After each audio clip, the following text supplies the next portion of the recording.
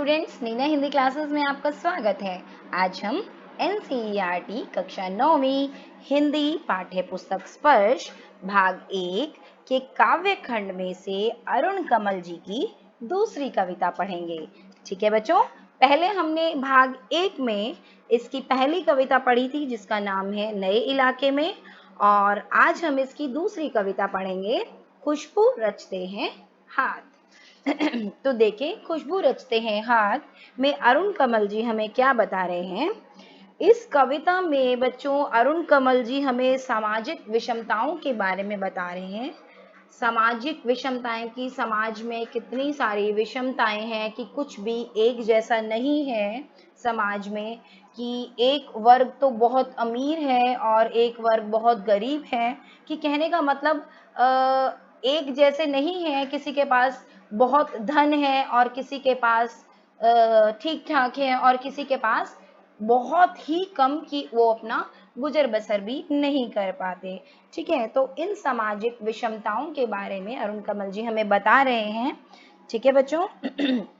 और साथ ही साथ वो ये बता रहे हैं कि समाज का एक ऐसा वर्ग भी है जो बहुत ही गरीब है, जो पूरे समाज को बहुत खुशहाल बना रहा है, लेकिन खुद अपना जीवन गंदगी में बसर कर रहा है। ठीक है, पूरे समाज को सुगंधित करता है वो वर्ग, लेकिन खुद फिर भी दुर्गंध में रह रहा है। ठीक है बच्चों, और ऐसा वर्ग ही समाज में उपेक्षित है, मतलब इग्नोर्ड है, कि जिसकी और कोई ध्यान ही नहीं देता। ठीक है ना, उनसे कोई मतलब नहीं, उनके पास क्या है क्या नहीं है, इससे समाज में किसी को कोई लेना देना नहीं। ठीक है बच्चों, तो आइए इस कविता को शुरू करते हैं।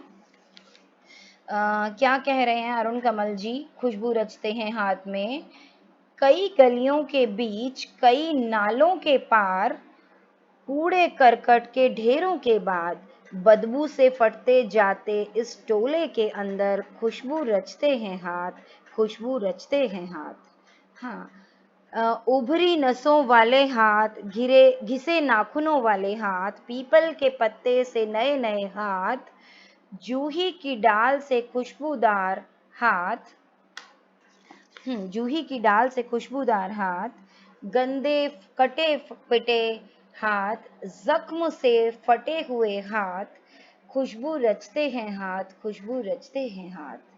यहीं इस गली में बनती हैं मुल्क की मशहूर अगरबत्तियां, इन्हीं गंदे मोहल्लों के गंदे लोग बनाते हैं केवड़ा, गुलाब, खस और रात रानी अगरबत्तियां।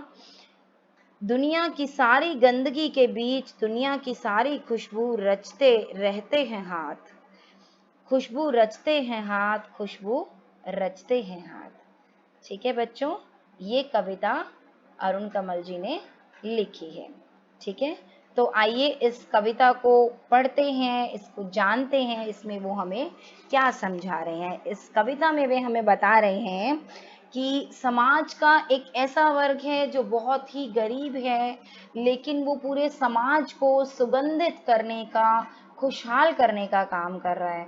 ठीक है, सुगंधित मतलब कि जैसे इत्र बनाना, अगरबत्तियां बनाना, ऐसी सुगंध वाली जो चीजें हैं वो यही लोग बनाते हैं, जो कि समाज के बहुत गरीब लोग हैं और बहुत ही गंदी बस्तियों में, कूड़ा करकट वाली बस्तियों में रहते हैं, लेकिन फिर भी पूरे समाज को सुगंधित करते हैं। तो वो कह रहे हैं कि बहुत सारी गलियों के बीच में से, कई नालों के पार और कूड़े करकट के ढेरों के बाद, ठीक है, कि ऐसी जगह पर वो रहते हैं कि अंदर अंदर छोटी छोटी गलियों के बीच में, ठीक है ना, और बहुत से नालों को पार करने के बाद, अर्थात उनकी गलियों में, उनकी बस्तियों में बहुत सारे नाले आते हैं जिनको पार करने के बाद, ठीक है, कूड़े करकट के वहाँ ढेर लगे रहते हैं। ठीक है, और बदबू से फटते जाते हाथ। हाँ, कि ऐसी बदबू से, ऐसी गंदगी से उनके फटे हुए से हाथ, क्योंकि उनके कार्य ही ऐसे हुए होते हैं जो वो करते हैं।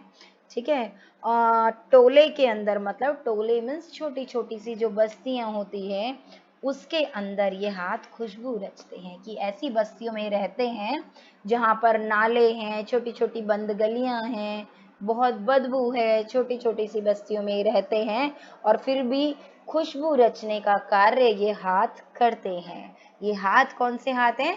गरीब लोगों के हाथ जो इन बस्तियों में रहते हैं। आगे वो बता रहे हैं कि कौन कौन लोग इस कार्य को करते हैं। उभरी नसों वाले हाथ, उभरी नसों वाले हाथ मतलब कि गरीबी के कारण जो कमजोर लोग हैं, पतले लोग हैं, ठीक है, कुपोषित लोग हैं, जिनकी नसें तक बाहर उभर कर आ रही हैं। घिसे नाखूनों वाले हाथ कि जिनके नाखून काम कर करके घिस गए हैं, ठीक है। पीपल के पत्ते से नए नए हाथ, पीपल के पत्ते से नए नए हाथ से तात्पर्य है कवि का कि छोटे बच्चे, ठीक है, उन छोटे बच्चों के हाथ, कहने का मतलब कि छोटे छोटे बच्चे भी वहाँ पर कार्य करते हैं, काम करते हैं, ठीक है, कमाने के लिए कुछ काम करते हैं, कुछ न कुछ बनाते हैं, समाज को सुगंधित करने वाली चीज़ें बनाते हैं, या और भी बहुत सारे काम करते हैं। जूही की डाल से खुशबूदार हाथ, जूही की डाल से खुशबूदार हाथ का मतलब है नव युवतियाँ की, मतलब जिसे आप कह सकते हो यंग लड़कियाँ, ठीक है, कि उनके हाथ, ठीक है, ऐसे खुशबूदार से कि यंग लड़कियों के हाथ जो हैं, नवयुवतियों के हाथ कितने कोमल से, कितने प्यारे से खुशबूदार हाथ होते हैं, ठीक है, वो भी ऐसे छोटे मोटे काम कर रहे हैं, ठीक है। गंदे कटे पिटे हाथ, जख्म से पटे हुए हाथ कि हाँ, काम करते करते हाथ बहुत गंदे हो जाते हैं, जिनके उस पे कट पट जाते हैं वो, ठीक है, और कई बार छोटे छोटे जख्म भी हो जाते हैं ऐसे छोटे छोटे कार्यों करने से। ऐसे सभी हाथ ये खुशबू रचने का काम करते हैं, ठीक है, ये सभी हाथ खुशबू रचते हैं। तो खुशबू रचते हैं हाथ, खुशबू रचते हैं हाथ, ठीक है। फिर आगे क्या कहते हैं कवि, बताते हैं कि वे किस तरह के कार्य करते हैं। यहीं इस गली में बनती हैं मुल्क की मशहूर अगरबत्तियाँ, इन्हीं गंदे मोहल्लों के गंदे लोग बनाते हैं केवड़ा, गुलाब, खस और रात रानी अगरबत्तियाँ। कहने का मतलब इन्हीं गलियों में, ये जो गंदी गंदी गलियाँ हैं जहाँ नाले खुले हुए हैं, कूड़े के ढेर लगे हुए हैं, रहने की जगह नहीं है, जिनके पास सुविधाएं नहीं हैं, ऐसी जगह पर ही मुल्क की, मतलब देश की मशहूर यानी प्रसिद्ध अगरबत्तियाँ, अगरबत्तियाँ सभी हम अपने घर में पूजा करते वक्त अगरबत्तियाँ जलाते हैं ना बच्चों, मंदिरों में जलाते हैं, अपने घर में अगरबत्तियाँ, कि घर में जो पूजा का स्थान है वहाँ पर जो अगरबत्तियाँ जलाते हैं जो पूरे घर को सुगंधित कर देती हैं, वो ऐसी गंदी बस्तियों में ही बनती हैं। अर्थात ये जिनको हम छोटे लोग कहें या जिनको गरीब लोग कहें, जिनको हम उपेक्षित वर्ग समझते हैं, वही इस कार्य को करते हैं, ठीक है। इन्हीं गंदे मोहल्लों के गंदे लोग, जिनको ऐसा समझा जाता है, समाज जिनको गंदा मोहल्ला कहता है, गंदे लोग कहते हैं, वही इन अगरबत्तियों को बनाते हैं। कौन सी? केवड़ा। केवड़ा क्या होता है? खुशबूदार फूलों का एक पौधा होता है, पेड़ होता है। केवड़ा, गुलाब, खस और रात रानी, इन सब पौधों के फूलों से अगरबत्तियाँ वो बनाते हैं, इनकी खुशबू से उसमें डालकर, ठीक है, और उनसे ये अगरबत्तियाँ बनाते हैं, ठीक है। दुनिया की ये सारी गंदगी के बीच में ही दुनिया की सारी खुशबू रचते रहते हैं हाथ, ठीक है। जिनको गंदी बस्तियाँ हम कहते हैं, ठीक है, उसी वहीं पर ये सारी खुशबू रची जाती हैं, वहीं के लोग, वहीं के हाथ इन खुशबुओं को बनाते हैं, ठीक है बच्चों। समाज को सुगंधित करने की चीजें बनाते हैं यही लोग। खुशबू रचते हैं हाथ, खुशबू रचते हैं हाथ। तो बच्चों, इस कविता से हमें क्या सीख मिलती है? इस कविता से हमें ये सीख मिलती है कि हमें किसी को भी उपेक्षित नहीं समझना चाहिए, समाज के किसी भी वर्ग से की उपेक्षा नहीं करनी चाहिए, किसी को छोटा नहीं समझना चाहिए, किसी भी व्यक्ति के काम को छोटा नहीं समझना चाहिए, किसी से भेदभाव या नफरत नहीं करनी चाहिए, हर किसी के कार्य का सम्मान करना चाहिए, क्योंकि जो घरों में हमारे छोटी छोटी चीज़ें भी बनती है वो इन्हीं लोगों के द्वारा बनाई जाती है, तो इनका बहुत महत्व है। ये बहुत बड़ी बात है जो जो सुविधाएं जिनके पास बिल्कुल नहीं होती, जो अभावों में रहते हैं, ठीक है, वही लोग हमें इतनी सारे सुविधाएं देते हैं, हमारी सुविधाओं की चीजें बनाते हैं, समाज को सुगंधित करते हैं। तो इसलिए हमें सभी को सम्मान देना चाहिए।